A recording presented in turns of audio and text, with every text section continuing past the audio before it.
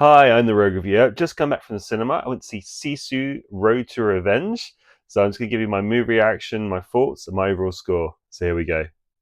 So Sisu 2, The Road to Revenge, picks up in 1946. So this is 2 years after the first film. So basically, his wife and children have died during the war, killed by Russian soldiers. And he has returned to the family house to take it apart and bring the remaining parts of the house back to Finland, where he wants to rebuild his life and his house back in Finland. However, the Russian commander who actually killed his family and created this angry character, Antami Korpi, played by Jorma Tobilila. Sorry if I butcher some of these names. Is been the Russian armies asked him to bring back Antami back to Serbia, so they send the Russian army after him. So as he's just loaded all of the wood from the house onto the truck as he makes his way to Finland, he's got the whole Russian army chasing after him. So he's got soldiers on bikes, he's got trucks going after him, he's got planes. So the film kind of turns into a Mad Max Fury Road situation where he's fighting along this like long highway. He's battling these Russian soldiers one at a time.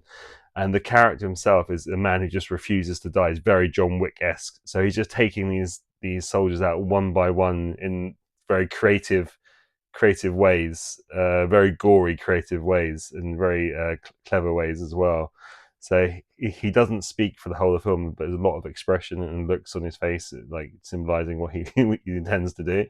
So the main villain, Dragnarov, played by Stephen Lang, is basically sending the whole army against him to stop him reaching the Finland border as he's racing towards it. Anyway, I don't want to give too much away of the plot, but yeah, the film kind of goes on from there. It gets more bloodier, it gets more gorier. The deaths kind of, yeah, they go up a notch in the second part of the film. And the film kind of takes a slightly different turn from the first half. So I have to say, I really enjoyed this film. It's such a refreshing kind of action film. The action scenes are fantastic. They're really well done. They're imaginative. They're brutal.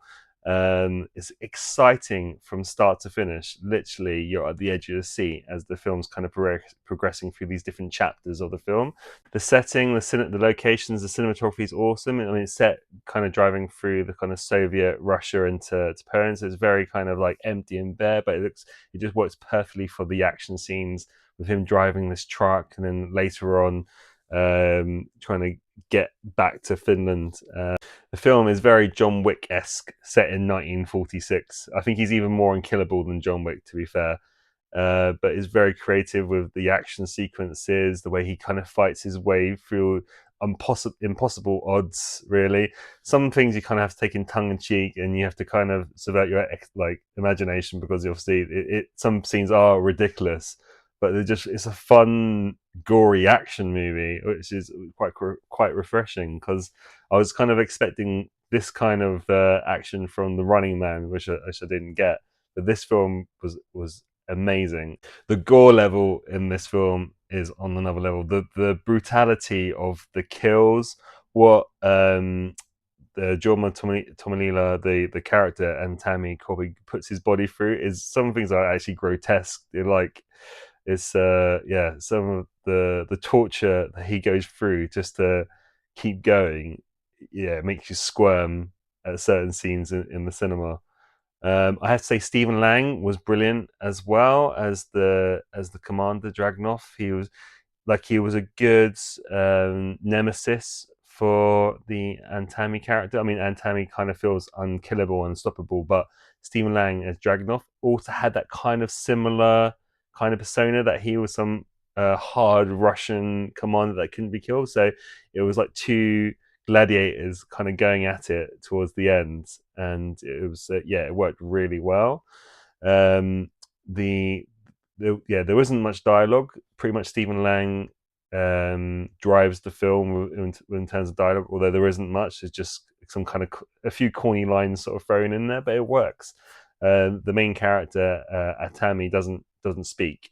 that's the kind of character trait. He doesn't speak, but he does a lot of expression through his face, his grimacing, what he puts his body through, and it really works well with the movie. I have to say the director, his name is Jao Mari Helender. Hopefully I pronounced that correctly. He's done a brilliant job with this. I can't wait to see what he does next. The action scenes are exciting, they're fun, they're creative. He has really a cinematic look to it as well, a very different style of film. It is very John Wick-esque in terms of like this kind of unstoppable man who refuses to die, but he has a style to it at the same time. Like the character has his own style, which really plays out well through through the movie. Um, yeah, so I really enjoyed this film. So onto my score. As you can see, I really love this film. I recommend everyone to go out and watch it. I give this film a high 8.5 out of 10. I really enjoyed this movie. After watching a few other films, including Running Man and Predator, which were just like, okay, but this film was my favorite, clearly, easily favorite film of the month. I recommend everyone go out and watch this film, Sisu Road to Revenge, and leave your comments below, subscribe, like, and I'll see you on the next one.